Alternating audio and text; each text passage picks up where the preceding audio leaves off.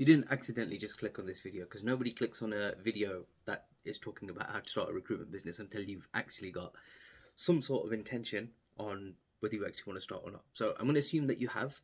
So in this video, I'm just going to be talking you through some of the things that you want to be considering, and I'm going to try and point you in the right direction so that you can actually take some steps in the right direction. Now, in case you don't know who I am, I have been working in recruitment since 2013. I've had my own business since 2016, and for the last year or so, I have been sharing all of my information, all the knowledge that I have on YouTube, and helping some people on a one-to-one basis with the growth of their recruitment business, which I've left some details for below. Now, for you to get this right and for you to step in the right direction, assuming you haven't taken any steps in the right direction whatsoever, the first thing that always comes to mind in just about any business is it risky, and is it the right time to do this? And you'd only be asking that question about the recruitment business model if either you didn't understand it or you didn't understand it the way that I've understood it. So I've made a few notes and I'm going to be talking you through them. Now, I want you to understand this. If you are a sales professional or a hiring manager for a sales team, and that sales team, they sell fax machines. Depending on how old you are, you might not know what that is, but you're a sales manager for fax machines. And now there's a person who is recruiting sales professionals who sell fax machines. That's a niche, okay? Not a very profitable one. You're not going to be doing very well because nobody uses fax machines anymore. Or maybe they do, but either way, we don't know. Now, because it's not such a high demand skill set, if you're recruiting in that niche, recruiting sales professionals who sell fax machines, you're probably not going to make too much money, because that business, i.e. that market, that niche, doesn't have much of a demand. So now the only thing that happens when you're recruiting for that kind of niche is that you don't have any vacancies and you're not able to supply those people. So this is one of the reasons why I give so much emphasis for some of the people who choose to work with me, is that you have to get your niche right, because your niche determines everything. Now, let me give you another example. Imagine you're recruiting sales professionals for AI app developers, or any kind of AI developers, because it's quite an upward trending topic at the moment. If you're recruiting those kind of professionals, same business model, exactly the same thing, you're actually doing quite well. And that's because the recruitment agency business model as a whole, it's not an independent business model. It's one that supports the market that it operates in. So now, if you are thinking about whether it's risky or if it's a good time or a bad time, there's no right or wrong answer to this. The whether it's a good time or a bad time depends on the state of the niche that you've chosen. So now, if you go back, say, 10 years, there probably was a bit more of a demand for recruiting video editors. There's going to be less of a demand right now because there's so many AI tools available for when it comes to video editing. And there's going to be some niches that just can't get affected by AI. There's recruitment is one of them, actually. Recruitment can be sped up and amplified by AI, but it can't be disrupted completely to the point that AI completely replaces your job. I'm going to be making another video on that, so make sure you stay tuned for that one.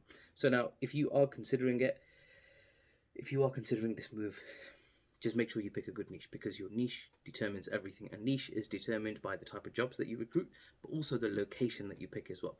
Because countries, they go through recessions at times, and picking a niche in a country, in a location that is about to head into a recession, probably isn't a good move. So now, you picking a good niche, I personally would go for a niche where it's AI proof and it's recession proof.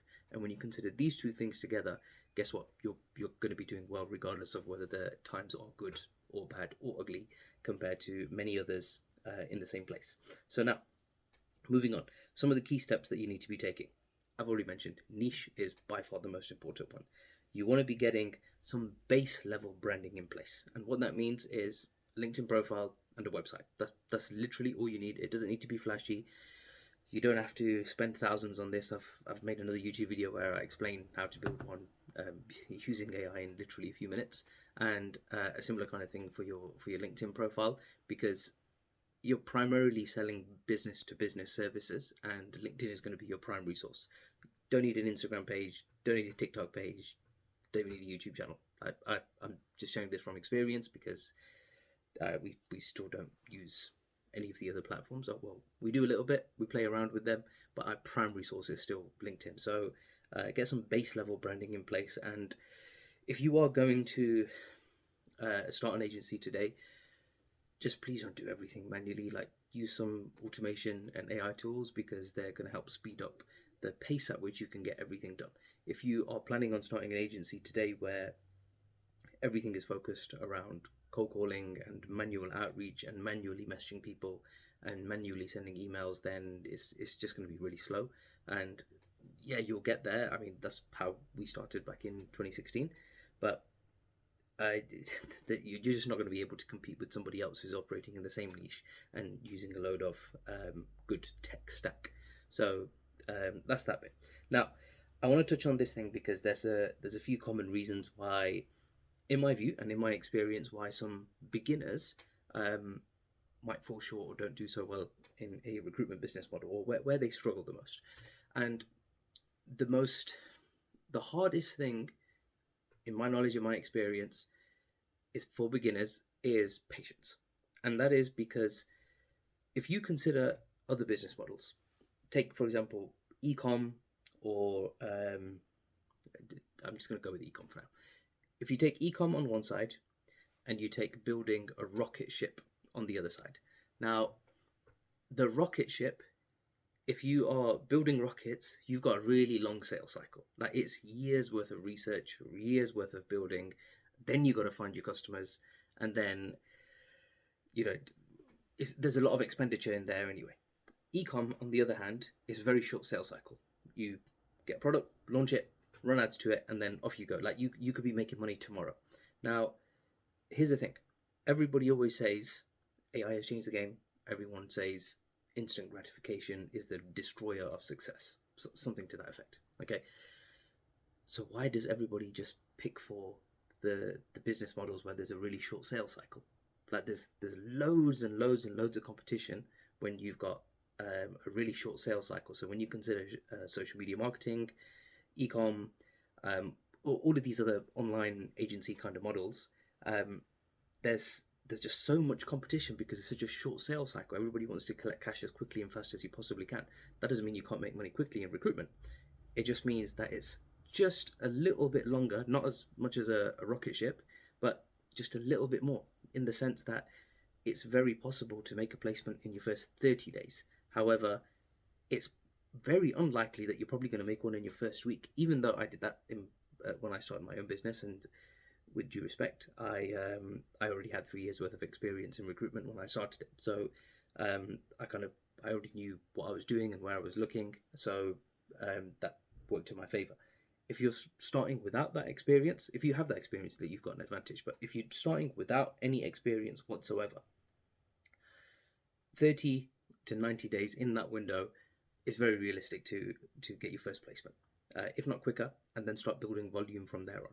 So the difference here is this: when you're talking about all of the other business models, all the online space, really short sales cycle, 2, 3, 4, 5 grand even, it sounds good. Like, that's the kind of stuff they're the kind of numbers that you're working with. In recruitment, 10 grand is like bare minimum. Like 10 grand a month, especially if you're experienced in recruitment, is not even a goal. Like, it's like the bare minimum standard to just about keep your job if you are making 10 grand a month in recruitment. So recruitment, in my view, is a slept on industry, because it pays so much better, and it pays upfront commission on literally everything that you do. So literally your first fee should be around the 10k mark. Again, you got to pick the right niche, but around the 10k mark, that's the kind of number that you're working with. I have some people that I'm working with that are dealing with 50k fees and 40k fees and even 60k fees.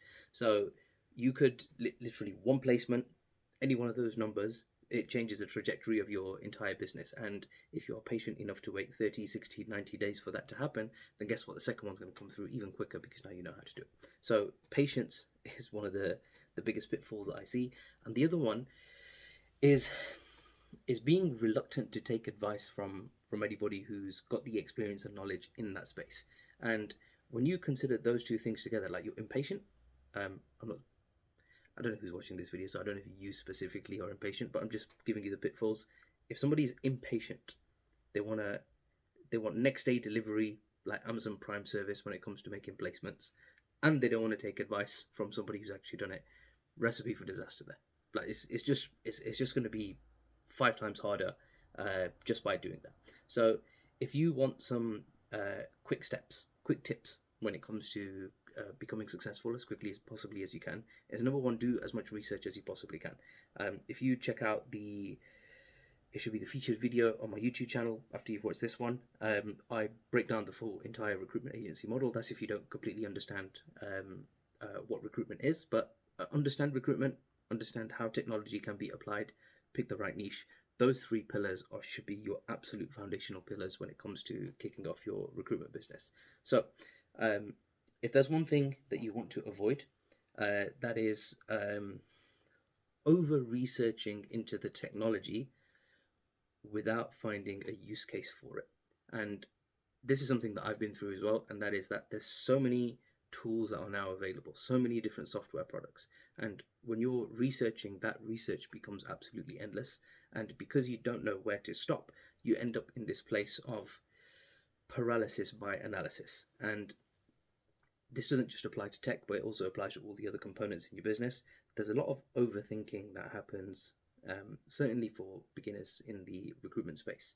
So I'm going to try and point you in the right direction from here on.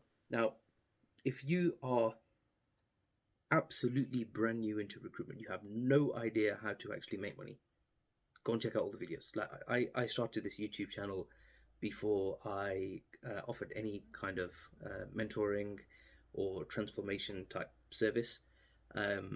So there's just like a ton of value across all of my videos. So if you are brand new here, then just go and check those out. That's one part.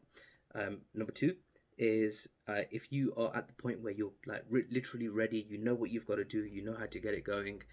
There's a few details that I left below on how I can support you with that journey.